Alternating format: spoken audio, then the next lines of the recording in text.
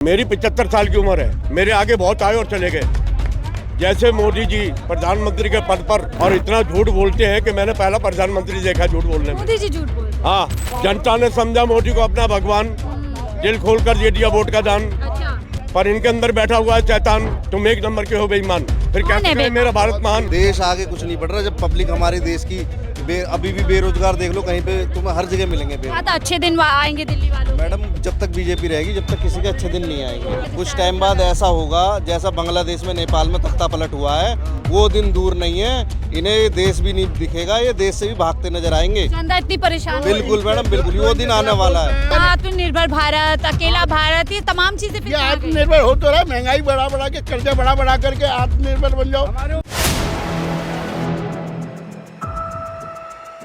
क्या कहेंगे sir, BJP तो जज। मैं एक बात कहना चाहता हूँ, मेरी मोदी की बराबर उम्र है। जी जी मेरी 75 साल की उम्र है। जी। मेरे आगे बहुत आए और चले गए। जैसे मोदी जी प्रधानमंत्री के पद पर और इतना झूठ बोलते हैं कि मैंने पहला प्रधानमंत्री देखा झूठ बोलने में। मोदी जी झूठ बोलते। हाँ, तो कहते हैं हर बात आप उनकी ये कह रहे हैं। देखिए, जहाँ झुग्गी वहाँ मकान। जनता ने समझा मोदी को अपना भगवान, दिल खोल कर दे दिया वोट का दान। अच्छा, पर इनके अंदर बैठा हुआ है शैतान। जब मिल गया वोट का दान तो पूरे हो गए अरमान।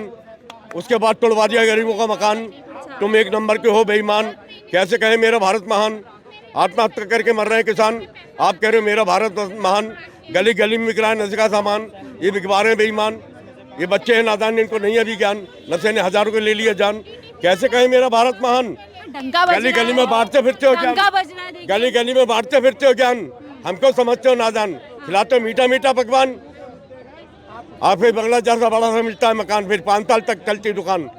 तुम एक नंबर के हो बेईमान। फिर कौन कैसे है कहे बेईमान? मेरा भारत महान। कौन है बेईमान? फिर कैसे कहे मेरा भारत महान। बेईमान कौन है? और मोदिया वाले मोदी की तारीफ ज्यादा करते हैं। मोदी का तुम्हारा बाप लगता है या जीजा लगता है मीडिया वालों का। मोदी के खिलाफ मत बोलो। क्यों, तुम्हारा बाप है क्या मोदी? कौन बोलता है कि मीडिया वाले बोलते हैं। मेरे को मीडिया वाला बोला भी है, खड़े मत हो। मेरी 75 साल की उम्र है, मेरे घोंटू में चोट आई है। हाँ। कहने लगे अंकल पुलिस को बुलाएं क्या? आप लेक्चर दे रहे हो। अगर कोई मेरी बात सुनो। मोदी का कोई मेरी विरोध बात करेगा सुनो। तो उसको धमकी मिलती है। नहीं, मोदी का तुम्हारा बाप लगता है क्या? मोदी भी एक इंसान है, उसको प्रधानमंत्री हमने बनाया है, समझ गए? और लोकप्रिय नेता है, देश के लोकप्रिय, दुनिया के लोकप्रिय नेता। मेरी बात सुन लो। केजरीवाल जैसा बंदा मिल नहीं सकता है। मैं खून से लिख के दे रहा हूँ इस बात को। जो इल्जाम लगाए थे वो सारे झूठे हो गए। झूठे हो गए नहीं हो गए? ये बताइए। उस पर दारू का इल्जाम लगा दिया, जेल में डाल दिया उसकी पार्टी वालों को। ये असंवैधानिक तरीके से काम हुआ। एक किसी पर, मैं किसी पर इल्जाम लगा दूं कि इनको मैंने 10 करोड़ रुपए दिए और बिना जांच किए सिटिंग सीएम को जेल में रखना, ये बिल्कुल मतलब तानाशाही है। साजिश की गई थी, आप कह रहे हैं। डिक्टेटरशिप है। साजिश तो थी। साजिश के तहत दिल्ली की संता पार्टी के लिए। देखिए, साजिश तो हर कोई करता है, लेकिन वो नियम के अनुसार करता है। वो बिना नियम के हो रही थी कहानी है। कोई नियम ना कुछ। मोदी जी तो कहते हैं बहुत ईमानदारी से काम कर रहे हैं देश नहीं, के देखो, अंदर। 2700 करोड़ का मकान है मोदी का। 10 लाख का सूट पहनता है मोदी। 84 लाख करोड़। देखिए मेरी बात सुनिए, जहाज में घूमता है मोदी। कौन चोर कहता है मैं चोर हूँ? कभी किसी चोर ने कहा है?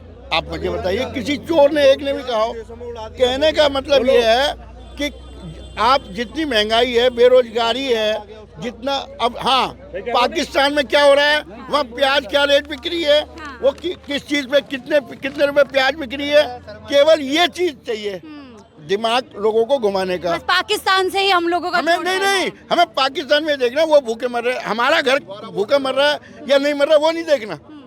मतलब सोना कहाँ चला गया, चांदी कहाँ गया, वो तो केवल कितना। पाकिस्तान से बेहतर हो ये बताना है आपको। पाकिस्तान से बेहतर नहीं, पाकिस्तान की तरफ नजर रखो, अपने घर की तरफ मत रखो। अच्छा। आप भूखे मरो, कुछ करो, बेरोजगार रहो, कुछ भी रहो।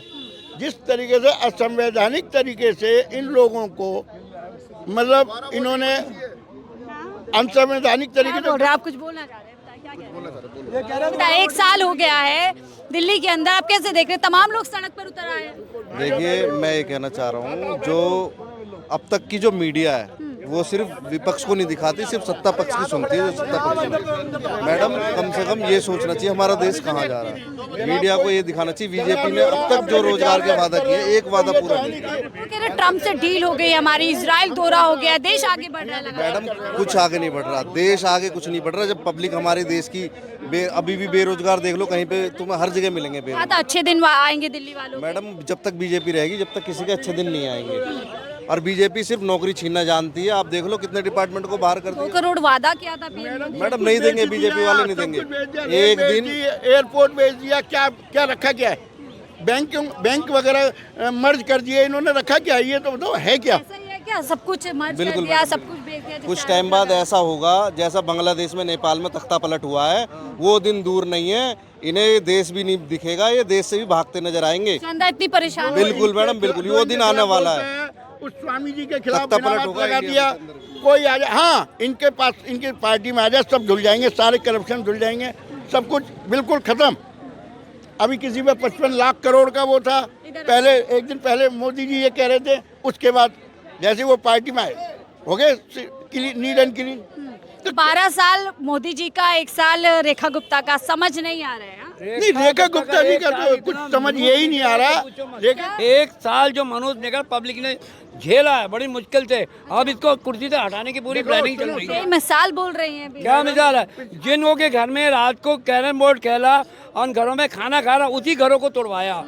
2,500 का वादा किया और आज फिर उसके बाद में ये कर दिया कि भाई साहब किसी उन लोगों को मिलेगा जिसके पास जिसका बाइक है उसको नहीं मिलेगा। नौकरियां क्यों छीन रही है बीजेपी? नौकरी छीन नहीं है, बस अपना प्रोपेगेंडा के लिए जा रहा है।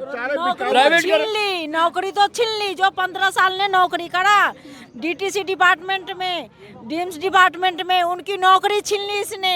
और जो ये मोदी जी है ना, मोदी जी चोर महाचोर, और राताराती वो बैठा दिए उनको, मोदी जी को रेखा गुप्ता जी को। आज ना उन्हें सारे की नौकरी खा गई। महिलाओं से तो इतना वादा करती है। वही तो वादा तो किए थे, वादा किए थे कि आप लोग को नौकरी कहीं नहीं जाएगी। हम लोग निश्चिंत बैठे थे, राताराती हम लोग को निकाल दिए डिपो में से। अब डिपो में घुसने तक हम लोग के नहीं दे रहे। पछता रहे हैं क्या लोग, जनता यहाँ पे? बिल्कुल ज्यादा से ज्यादा रो रहे हैं, कलप रहे हैं सब। खुद कहते हैं जो अपने वादे करते हैं ये अपने वादे से खुद ही मुकर जाते हैं। ये 15 लाख का वादा करा था सभी को।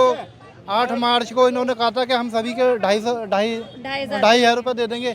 आज तक 1 साल हो गए, 1 रुपये भी नहीं दिया किसी को। जनता परेशान है आपके। मैडम अभी होली के बाद, पिछली होली पे इन्होंने कहा था हम एक सिलेंडर फ्री देंगे, उल्टा 5-10 रुपए बढ़ा दिया हर सिलेंडर। पुरानी सरकार ने इतना घपला, इतना घोटाला किया, उसको ठीक कर रही है। ओहो कितना क्या कर दिया। एक काम बताइए आप मुझे बताइए इस मन से कि क्या क्या ठीक किया। एक चीज़ बताओ ना, क्या चीज़ है? उन्हीं की बनी हुई स्कूल। हाँ नाम बदलने में माहिर हैं, मतलब मोहल्ला क्लिनिक का नाम कुछ रख देंगे, किसी स्टेशन का नाम रख देंगे, मेट्रो का नाम बदल देंगे। इससे क्या वो मतलब ठीक हो जाएगा काम? नाम बदलने की राजनीति में बीजेपी आ गई है। आप समझे नहीं, काम में नहीं है। नहीं इनको तो हिंदू मुस्लिम लड़ाने का मजा आता है। मंदिर मस्जिद पे ध्यान देना, बस लोगों का दिमाग डाइवर्ट करो, मुद्दों से भटका दो। बेसिक जो प्रॉब्लम्स हैं उनसे ये नहीं मिलना चाहते, देखना ही नहीं चाहते। क्यों? मोदी जी को विदेश घूमने से मतलब नहीं है। और आपके गृह मंत्री जी को तो बस एक ही बात है कि कहाँ सरकार तोड़ के बनानी है, कि कहाँ खरीद फरोख्त करनी है। ये चीज़ें सारी चीज़ें उनके एंगल में हैं। जनता के लिए कुछ कर रही है बीजेपी सरकार? बहुत कुछ कर रही है, परेशानियां खड़ी कर रही है, सब कुछ कर रही है, बेरोजगारी कर रही है, महंगाई बढ़ा रही है, सारी जनता के लिए तो है और किसके लिए। हाँ टैक्सेस जरूर लेंगे, कभी जीएसटी बढ़ा देते हैं, फिर कभी घटा देते हैं, ये नाटक करने के लिए। देखिए ट्रम्प के साथ डील लॉक कर रहे हैं देश के उत्थान के लिए, देश के विकास के लिए। नहीं ट्रम्प के साथ क्या किया? रोज तो वो टैरिफ को हटा देते हैं, कभी बढ़ जाता है। ट्रम्प बकवास करता रहता, मतलब कभी ट्रम्प के आगे झुक जाते हैं, वहाँ साइन कर जाते हैं। मोदी जी जो कहते हैं एक अकेला सब पे भारी, वो झुक जाते हैं। हाँ 56 इंची का सीना है ना मोदी जी का, 56 इंची का सीना है। जब तो वो ट्रम्प की बातों में नाचते हैं, ट्रम्प जो कहता है उसी बात को मान लेते हैं। ऐसा ही है क्या? ट्रम्प के आगे घुटने ट्रम्प के आगे घुटने टेका, हर बात को उसकी बात को कभी मुंह जवाब नहीं दे पाते। वो हमारे देश के ऊपर इतना अत्याचार करते हैं, पूरे हर चीज को अपने कब्जे में करना चाहते हैं, उसी के कहने पे तो चलते हैं। किस बात का डर है मोदी जी? डर को बताइए आप, बताओ उन्हीं का रोप चलता है, इससे तेल मत खाओ, इससे खरीदो, ये सारा पूरा प्लानिंग इन्हीं का ही है। पहले रूस से तेल ले रहे थे, ट्रम्प ने कहा मैं टैरिफ बढ़ा दूंगा, उन्होंने भी रूस पे रोक दिया। मतलब इनका तो क्या है कि सबसे ज्यादा कर्जा आज की मतलब और देशों की अपेक्षा इंडिया पर है।